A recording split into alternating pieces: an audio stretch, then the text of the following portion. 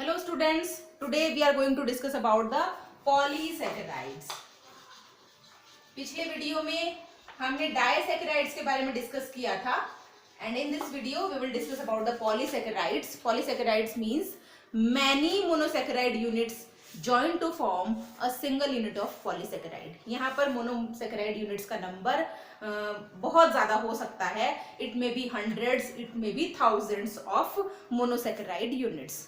Clear? The bond present between them is the 1,4 or 1,2 glycosidic bond.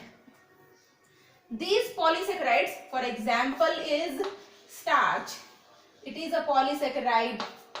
Glucose, cellulose is a polysaccharide, not glucose.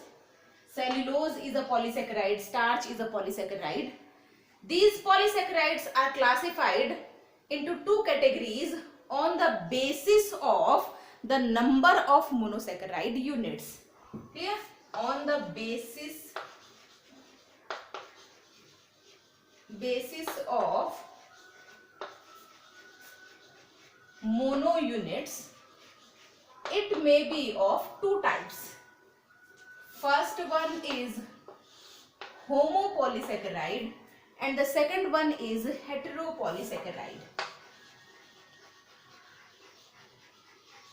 Homopolysaccharide and the second one is heteropolysaccharide.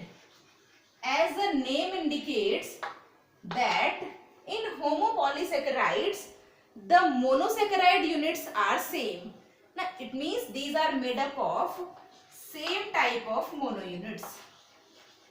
Same type of mono units. For example, starch. Starch is made up of many units of glucose. Only the single unit glucose is present and many glucose units join together to form a homopolysaccharide. Because the mono units are of same type, that's why they are called as homopolysaccharides. Second one is heteropolysaccharide. Heteropolysaccharide, for example, is the hemicellulose. In this, one more example, cellulose. Cellulose is also made up of glucose units. Many glucose units form cellulose. And in case of heteropolysaccharide, different types of mono units are there.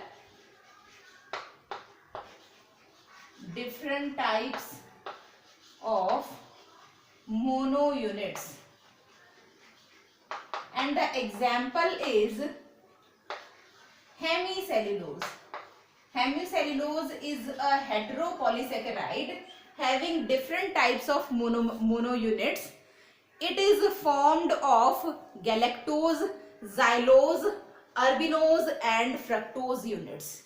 So different type of monosaccharide units are there. That's why it is called as heteropolysaccharide. Again, the polysaccharides are classified into two categories on the basis of their function. This is the classification on the basis of monosaccharide units. And the second classification is on the basis of function. Which type of function these polysaccharides are doing. So on the basis of function, the polysaccharides are again classified into two categories. That is storage polysaccharides and the second one is structural polysaccharides. The storage polysaccharides are performing the function of storage of food or any other things, and in structural polysaccharides these are formed the structure of different cells. In storage, for example, starch. In case of plant cells, the food is stored in the form of starch, and in case of structural polysaccharide, for example, cellulose. In case of plants, the cell wall of plant is made up of cellulose. So it is the structural organization of the cell wall. That's why it is considered as the structural polysaccharide and it is the storage polysaccharide. Now we will discuss about the individual polysaccharide unit. Firstly, we will discuss about the starch. And after that, we will discuss the cellulose unit. Because these are the most common type of polysaccharides. Firstly, we are discussing about the starch. It is a stored or the storage type of polysaccharides. In case of plants, the food is stored in the form of starch, and in case of animals, the food is stored in the form of glycogen. This starch is made up of two types of components. Okay, that is, two components are there. First component is amylose and the second component is amylopectin. These are the two important components of the starch. Clear? The amylose are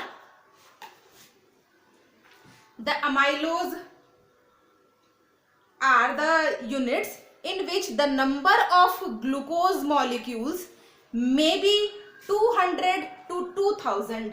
Clear? It is a homopolysaccharide and made up of many glucose units. In amylose, the number of glucose units may be 200 to 2000, and in case of amylopectins, the number of glucose units may be 2000 to 20,000. Clear? So this is the number of glucose unit present in amylose and amylopectins. The amylose are having linear type of structure. It means the bond which is present in between the glucose molecules is 1,4 glycosidic bond. ठीक है, पिछले videos में हमने देखा है 1,4 glycosidic bond is there. ठीक है, मैं इस अमाइलोज को अपन डिफरेंट टाइप से लेकर चलते हैं. First one is amylose. The number of glucose units may be 200 to 2000. Clear? This is the number of glucose units. The bond formed between the two glucose units is 1,4 glycosidic bond, and it forms a linear structure. The linear structure may be highly coiled, but the structure is linear. Linear का मतलब ये नहीं है कि एक सीधी line में arrange है. ये हाईली कॉइल्ड भी हो सकता है, but it is not branched.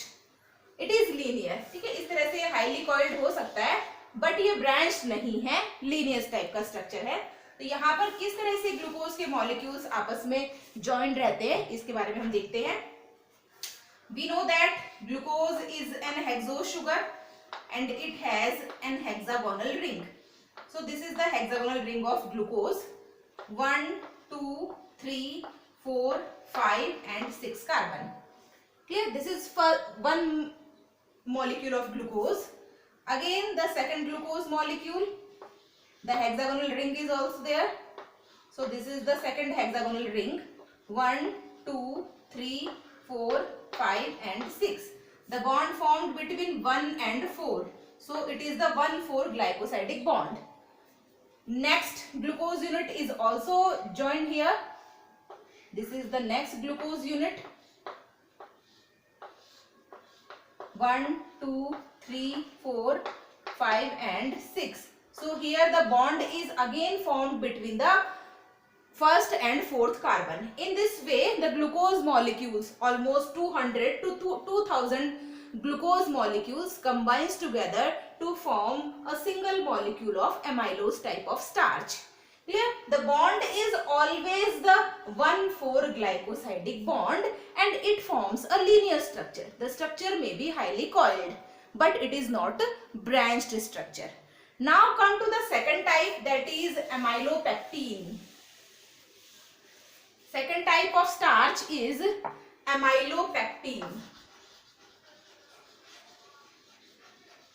In this amylopectin, about 2000 to 20,000 glucose molecules were there. These glucose molecules join together to form a single molecule of amylopectin.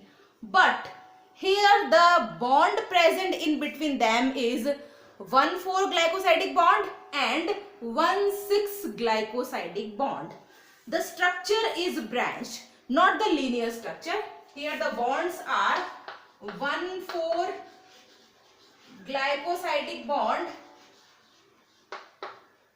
and 1,6-glycosidic bond. These are the two types of bonds formed between the amylopectin, the glucose molecules in amylopectin.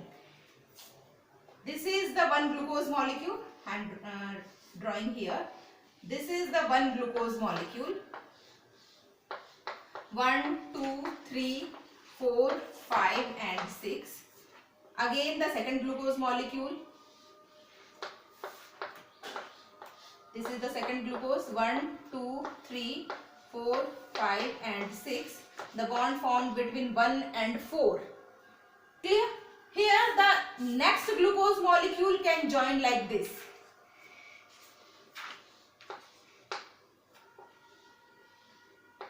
This is 1, 2, 3, 4 and 5 and this one is the 6. Here the bond formed between 1 and 6 carbon. This is called as 1,6-glycosidic bond because the bond formed between, if the glucose molecule arranged like this, then the bond will form between first and sixth carbon and this is called as 1,6-glycosidic bond and this will form a branched structure. In this case, suppose these are the many glucose molecules arranged in linear manner by 1,4-glycosidic bond and here some glucose molecules are arranged in this manner forming 1,6-glycosidic bond. This is the branched structure.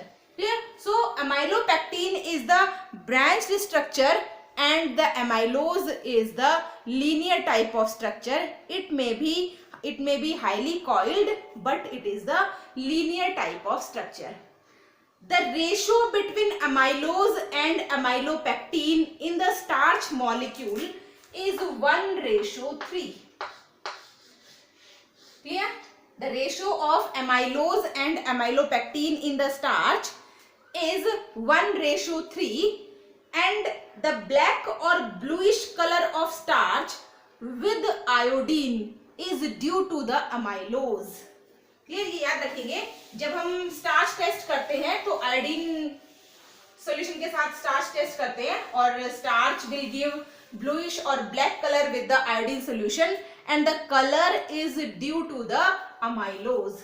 So the bluish or black color of starch with iodine is due to amylose. ना बहुत अच्छे से आप इस चीज को ध्यान रखेंगे क्योंकि एमाइलोज जो है it is coiled structure and due to coiling it becomes dense and this will give bluish और blackish colour with the iodine solution. Clear? Now in which form this starch is stored in the plants? This starch may be stored in the form of simple grains or in the form of compound grains.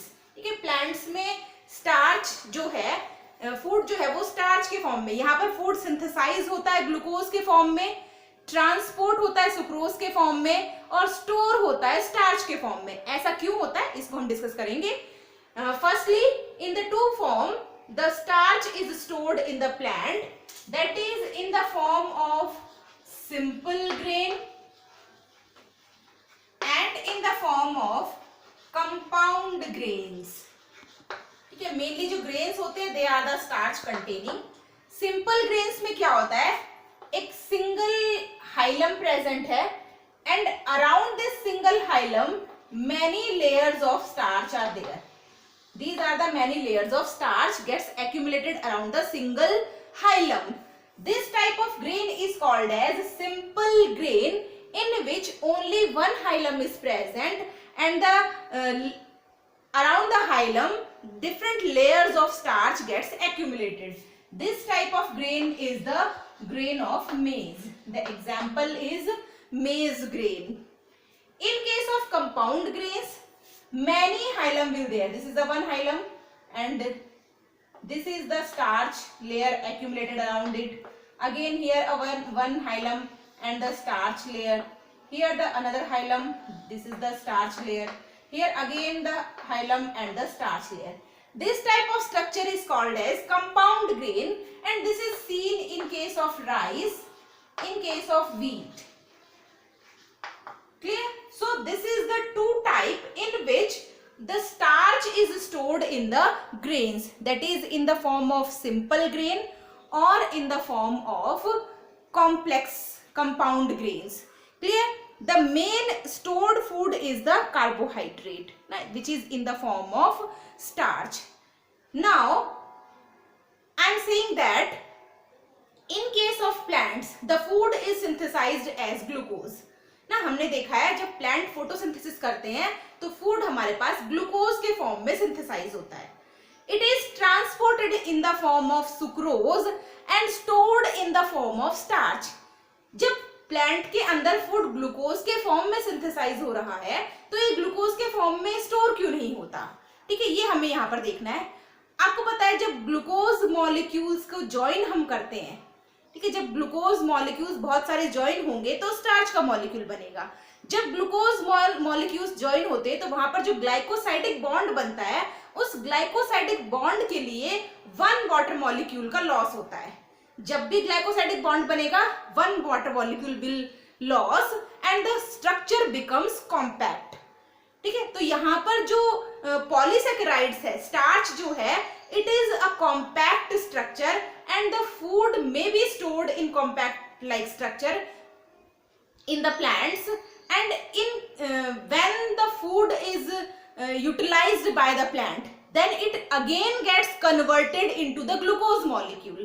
ठीक है, हम देखते हैं जब digestion की process होती है it means जो स्टोर्ड फूड है उसको यूज करना है हमें, तो उस केस में ये स्टोर्ड फूड फिर से कहाँ पे आएगा, सिंपल फूड में आएगा। और सिंपल फूड के केस में आने के बाद मतलब मोनोसैकेराइड्स में आने के बाद इससे जो एनर्जी लिबरेट होती है उसका यूज बॉडी करती है। तो जो ये यहाँ पर स्टार्च के फॉर्म में स्टोर फूड है ये फिर से किस फॉर्म में आएगा, ग्लूकोज के फॉर्म में आएगा।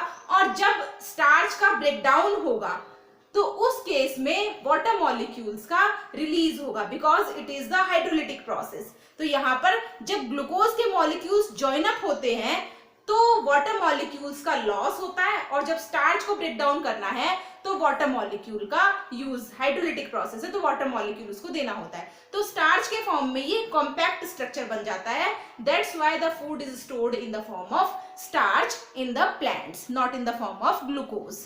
Clear? So this is all about the polysaccharide sugar.